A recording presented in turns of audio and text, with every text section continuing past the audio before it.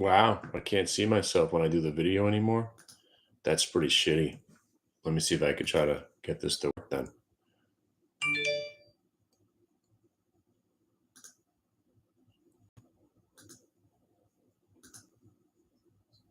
Did we just is there something new going on here?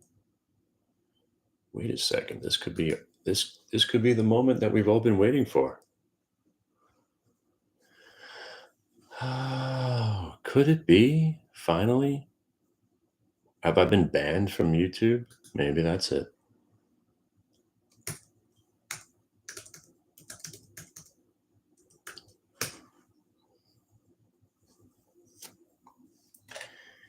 Hey, can you guys go on YouTube? I'm having a problem with the video. Do anybody see me? Um, guys, I I think that you're able to see my screen now. Is this is this actually happening? I can't tell.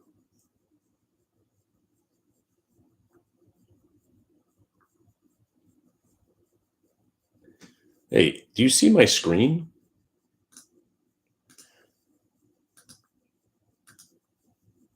Did they finally make an embed?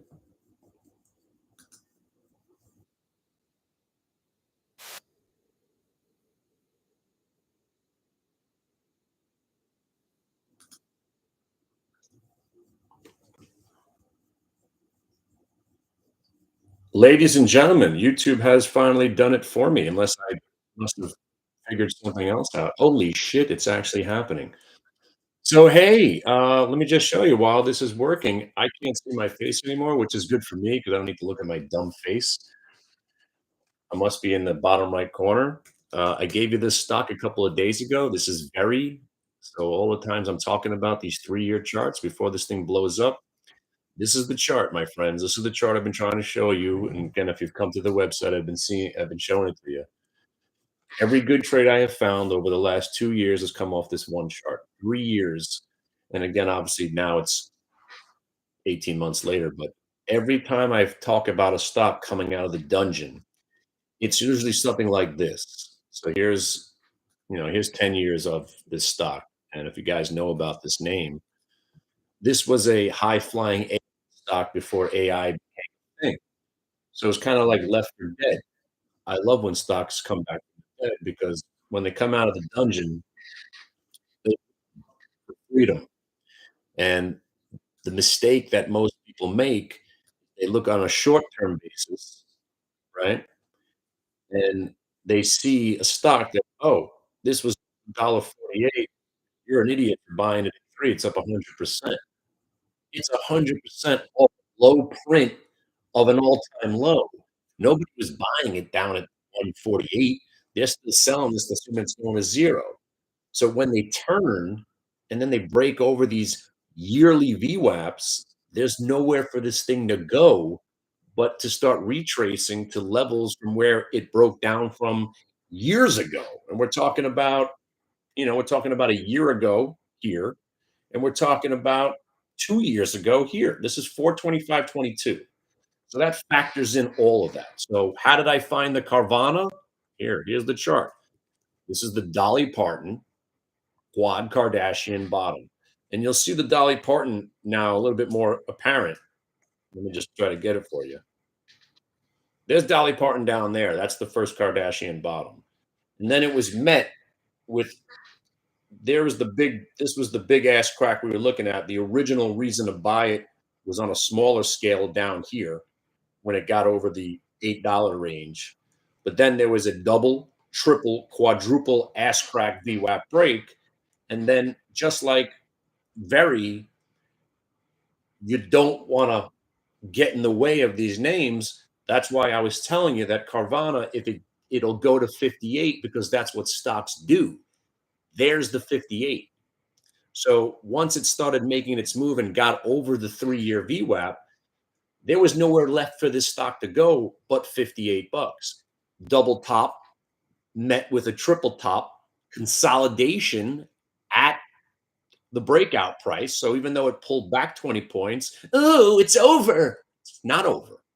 You just had to wait it out. Then we had another triple, quadruple pop. That was met with a little bit more selling, which at this point, we started thinking, "Hey, this might not be happening." But then when it turned back again, we got right back in and we started buying those. Remember the $58 calls for 5, the 70s for $1? And then we finally got over the 62 and it failed to hold it. A little disappointing, but that's why we went out all the way to April at the time and bought some April 70s for $1 and $1.50 and 2 and 3. Most we paid was 4 because once it breaks and it took the earnings report to get over the hump and we got paid. And again, I sold into the move. I'm not still in the name, but why be in a stock when I can now use this money and go find me the Jumamas, same chart, the Veris, same chart, the Path, the same chart, the IOVAs, same chart, uh, for less dramatic, Captain. Well, that one wasn't around long enough, but the CCCs, which was my favorite, same chart, got paid, got to the high water mark. I still think if it consolidates right where it is, consolidates here, makes another one. Look, see how they're all the same chart? Because that's what you do. You don't have to reinvent the wheel. It's the same chart over and over again. It's the same day over and over again.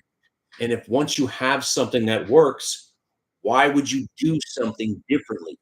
It's going on 12 years, multiple time frame VWAPs. Find you the idea, and then you focus on today's VWAP as a day trader. So let's say you were just day trading. You said, "All right, cool. I'm digging your idea on this very." All right, nice. Look what it did this morning. So now you bring it back to the 1 minute and the multi-day. Faux show bro, Kardashian bottom, VWAP break. Fake out, shake out. There's the VWAP break. You got the 1 minute multi-day VWAP reversal, ass crack faux show bro.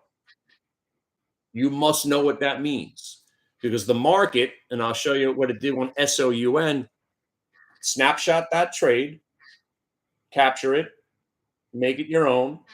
SOUN. Watch what it did. Breaks the orange line, tries to rally, breaks the new low by a couple of pennies. That's the fake out, shake out. So the market, ever since I've been a trader, since 96, I learned this trade. Fake out, shake out, breakout. Faux show bro. Faux show bro. Why does it seem like you sell the stocks at the worst possible time and then they go up without you? That's why. The market is rigged to do that. So once you know the rigging, you use the rigging back at it. So if you sit there and you're saying, all right, I dig this stock SOUN. Oh, it's going down now. Oh, look, it's breaking the new low. Oh, now it's coming right back. It breaks the new low because the algorithms know when you put a stop out, the algos know they see the orders and they're accumulating the stock on your stops, right? So they're looking for those stops. They go, all right, look at all these people that want to sell it. Let's go get their shares. They're accumulating, right? And when you see this pattern show up, you don't even have to be a hero by buying it on the break back above. If you see them faking out and shaking out, buy the breakout once it gets back over VWAP. And if you're a day trader and you're buying a $6 stock and it goes up 35 cents, that's a living, right? And this pattern shows up every day. So, like ARM, when I got you guys into 57.50 with a target of 80, why was 80 the target? Why was 80 the target? Because that's what stocks do. When IPOs stay strong on their first couple of days, which is very rare, usually you'll get the selling because they want to cash out. That's what IPOs do best, sucker you in at highs, and then they tank, and a lot of them go to nothing because they're worthless pieces of shit, most of these companies. But you're bringing out, sorry, A Lab. You're bringing out A Lab in the hottest sector, in the hottest market of all time. 57 gets you 60. 60 gets you 80. Usually gets you 100, which usually gets you 120. But if you're in from 57.50 from 3 days ago, what I was suggesting is you got to be selling here above 90 and use 80 as the stop. Now, if you're swinging it, you finally just got stopped out. But think about what it just did here. Double bottom, held, rally, pulls back, shallow rally. That shallow rally rolled, but then held. Now you got a triple bottom. So you don't have to be a hero. Let's say my cousin Richie, who was looking to short this stock today, because any stock that goes to from 57 to 100, all he's thinking about is shorting it. That's kind of the way I think about it, but you can't short stocks just because they're going up. That's how you lose all your money. So you wait. And if you say, all right, cool, I'm dying to short this stock, I'm going to actually wait till it starts going down. What a concept. Instead of shorting it and try to get in its way when it's going 57, 60, 65, 70, 75, 80, 85, 90, 95. At 95, we're still thinking it's going to 100. And then it rolls over. In this chop, it provided you another trade. VWAP break. Now it's breaking triple bottoms. You want to short it there? Use the VWAP as your out. You're risking 2 points. You think it's about to roll over 5. You're risking 2 to make 5. You made your 5 points. Every trade's right there for you.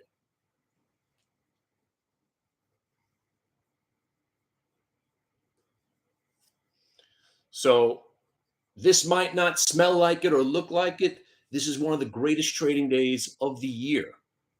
And remember, I'm only 5 days removed from having the worst day I've had on Fed Day because I'm a fucking idiot. Shorting the market, getting killed, getting chopped up, trying to catch bottoms. Sorry, trying to sell at tops, thinking the market was going to roll over. And let me show you where I got even more hammered on Wednesday. So if you go back 5 days, I thought we were going to roll over, right? And then when we start to roll over, do I catch what's the day where we had the Fed meeting?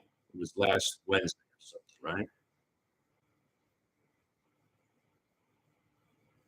Wednesday. Can't really see it on the 1 minute here, but there was this one moment at 2:30 in the afternoon where I got slaughtered.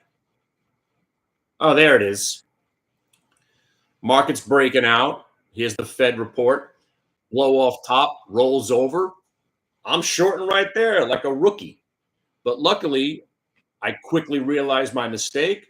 And in this one candle right there, I got freaking hammered. 2 grand out the window. And I'm getting chopped up. And I'm just getting all scatterbrained. Next thing you know, I do like 15 trades in a row wrong. And since that day, I haven't had a loss. So you just get back on the horse and you go back to what works. If you guys were with me last week, let me show you that Lulu trade now that you can see my screen. It's not about whether you want to own Lulu, you like Lulu, you don't like Lulu. Anytime a stock gets slaughtered, just look for it to break VWAP. Broke the VWAP, you had a little chop consolidation, and next thing you know, you're rallying for 15 points. And in that chop consolidation, look where the candle went to. We never got stopped out because the stock never broke down. That's on the 5 minute. If you show you on a 1 minute, it might be hard to find you. I'll give you 5 days on a 1 minute. Show it to you.